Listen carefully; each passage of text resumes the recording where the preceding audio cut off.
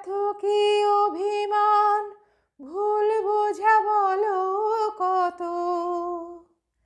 কিসের বেদনাতে প্রেমকে কাঁদালে অত, কিসের অহংকার এখনো আগের মতো।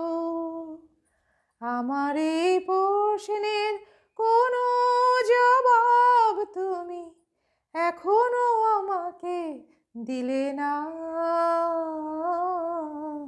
যাবার আগে কিছু বলে গেলে না, নীরবে শুধুই রইলে যে, কিছু কি বলার ছিল না। যাবার আগে